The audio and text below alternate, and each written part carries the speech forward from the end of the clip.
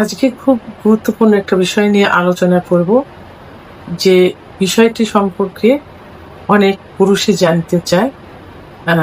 অনেক বয়স্ক, মধ্যবয়স্ক এবং যাদের বয়স কম তারাও কিন্তু একই প্রশ্ন করে থাকে। প্রশ্নটা হলো এমন যে আমি এই স্প্রে ব্যবহার করি, কেউ কেউ নাম উল্লেখ করে বলে এই স্প্রে ব্যবহার করি দীর্ঘ সময় সহবাসের জন্য, তা এটাতে কোনো ক্ষতি হবে কিনা।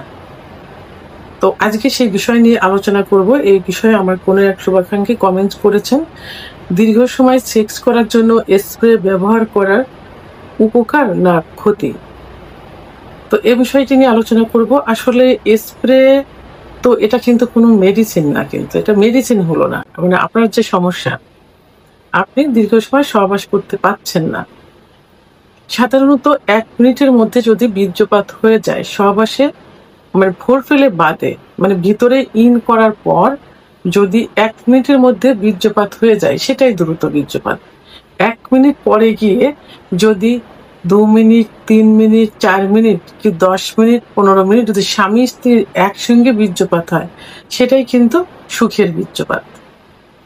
তাহলে যদি 1 মিনিট পরে গিয়ে হয় এবং দুজনের একসঙ্গে হয় সেটাই কিন্তু সুখের হলো। তাহলে এখানে কিন্তু কোনো চিকিৎসার প্রয়োজন হয় না। কিন্তু হ্যাঁ, যদি আপনার 2 মিনিটে বীর্যপাত হয়ে যাচ্ছে, 5 মিনিটে বীর্যপাত হয়ে যাচ্ছে, কিন্তু আপনার স্ত্রীর পার্টনারের হচ্ছে না, সেক্ষেত্রে সেটা কিন্তু দ্রুত বীর্যপাত।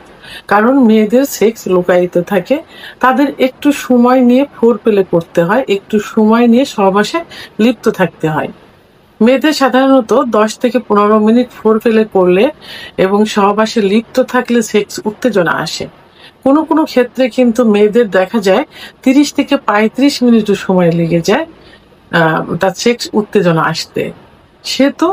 সেই ক্ষেত্রে আপনার চিকিৎসার প্রয়োজন হয়। এখানে আপনি স্প্রে ব্যবহার করবেন, এটা চিকিৎসা হলো না। অর্থাৎ ওই স্প্রের উপরেই আপনাকে কি করতে হবে, নির্ভরশীল হতে হবে সব সময়। তো যখনই আপনি এটা বাদ দিয়ে যাবেন তখনই কিন্তু আপনি মানে ভেঙে পড়বেন, আপনি আর সহবাসে যাইতেই পারবেন না। আগে তো 1-2 মিনিট পারতেন, তখন কিন্তু পারবেন, কারণ আত্ম একটা বিশ্বাস, এই বিশ্বাসটা আপনার হারিয়ে যাবে। তো এখন আমি এই স্প্রে ব্যবহারের কিছু সুবিধা এবং কিছু অসুবিধা এগুলো নিয়ে আলোচনা করব। আমি প্রথমে স্প্রে ব্যবহারের 2 থেকে 3টা সুবিধা বলবো। সেটা প্রথমে হলো, স্প্রে ব্যবহার করলে আপনার যে দ্রুত বীর্যপাত অর্থাৎ প্রিম্যাচিউর যে ইজাকুলেশন, এটা বন্ধ হয়ে যাবে। অর্থাৎ কিছু সময় নিয়ে আপনি সহবাসে লিপ্ত থাকতে পারবেন, যত সময় না পর্যন্ত আপনার স্প্রের সেই অবসতা কেটে যাবে। 2 নাম্বার, নিজের ভিতর আত্মবিশ্বাস বেড়ে যাবে, কারণ আপনি সঙ্গিনীকে দীর্ঘ সময় সহবাসে সুখ দিতে পারছেন। তৃতীয় যে বিষয়টা সেটা হলো, এটা খুব সহজলভ্য, সরাসরি এটা লিঙ্গের উপর ব্যবহার করলে সরাসরি কাজ করে থাকে। অর্থাৎ অন্য কোনো কিছু করতে হয় না, লিঙ্গের নিলে সঙ্গে সঙ্গে এটা কাজ করে থাকে। তাহলে এই 3টা সুবিধা আপনার হলো, কিন্তু সুবিধার থেকে আপনার অসুবিধাটাই কিন্তু বেশি হবে। অসুবিধাটা কি?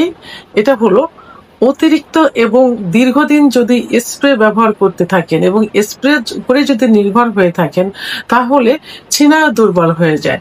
তার কারণ স্প্রে লিঙ্গের ছিনার অনুভূতি কমিয়ে দেয়। মানে লিঙ্গের ভিতর যে ছিনারগুলো থাকে, এটার যে অনুভূতিটা থাকে, স্প্রে ব্যবহার করলে তো অবাস হয়ে গেল, সেই অনুভূতিটা কিন্তু আসবে না, তখন এই অনুভূতি শক্তিটা কমে যাবে। স্প্রে সঠিকভাবে ব্যবহার না করলে বা সঠিকভাবে না শুকালে স্ত্রী বা পার্টনার জনিত অসারতা বোধ করবে। কারণ আপনার লিঙ্গের উপরে যে স্প্রেটা লেগে আছে, ওই স্প্রেটা যদি না শুকায় তাহলে ওটা যোনিপথের ওয়ালেও কিন্তু লেগে যাবে, তখন সেখানেও কিন্তু একটা অবাস ভাব চলে আসবে। তাহলে সঙ্গিনীও কিন্তু সুখ অনুভব করতে পারবে না। দীর্ঘদিন ব্যবহার করলে স্থায়ীভাবে অনুভূতি কমে যাবে। আপনি যদি দিনের পর দিন শুধু এইটার উপরে নির্ভর করে আসেন, তাহলে স্থায়ীভাবে এই অনুভূতিটা কিন্তু কমে যাবে।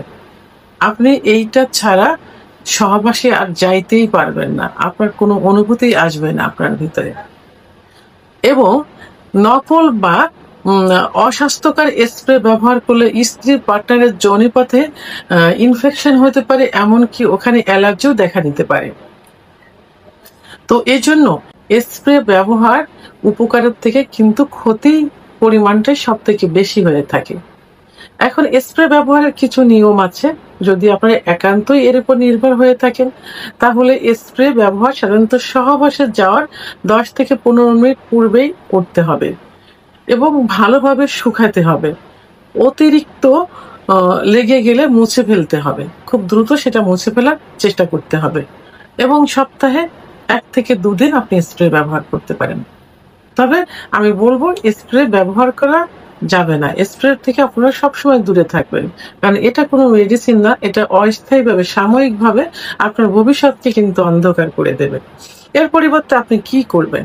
যখনই আপনার এই সমস্যাটা মনে হবে যে আপনি প্রিম্যাচিউর ইজাকুলেশন বা দ্রুত বীর্যপাতের সমস্যায় ভুগছেন, আপনি একজন অভিজ্ঞ সম্পন্ন রেজিস্টারকৃত হোমিওপ্যাথি আয়ুর্বেদিক ডাক্তারের শরণাপন্ন হতে পারেন, কারণ একমাত্র হোমিওপ্যাথি আয়ুর্বেদিক চিকিৎসার মাধ্যমে কিন্তু স্থায়ীভাবে যৌন সমস্যার সমাধান সম্ভব। এর পাশাপাশি আপনাকে নিয়মিত স্বাস্থ্যকর পুষ্টিকর খাবার খেতে হবে। দুধ, ডিম, খেজুর, কাজু বাদাম, মধু, ঘি এভাবে খেতে হবে এবং আপনাকে এক্সারসাইজ করতে হবে, বিশেষ করে কেগেল এক্সারসাইজ। আপনি ইউটিউবে সার্চ দিয়ে দেখবেন যে কেগেল এক্সারসাইজ আছে, আপনি সেগুলো ফলো করবেন। আর বেশি করে আপনার স্ত্রী বা পার্টনারকে ফোরপ্লে করবেন, অর্থাৎ আদর করবেন, কারণ স্ত্রীরা আদর ফোরপ্লে এটা সব থেকে বেশি পছন্দ করে থাকেন। এবং নিয়মিত কমপক্ষে 7 থেকে 8 ঘন্টা আপনাকে রাতে ঘুমোতে হবে, কারণ রাত দিয়েছেন ঘুমের জন্য, যেটা ব্রেনকে আপনাকে সুস্থ রাখবে। এই জন্য আপনাকে, এবং দিন দিয়েছে কাজের জন্য, এই জন্য আপনি রাত্রে 7 থেকে 8 ঘন্টা ঘুমানোর চেষ্টা করবেন এবং দুশ্চিন্তা করা যাবে না, দুশ্চিন্তা থেকে দূরে থাকতে হবে।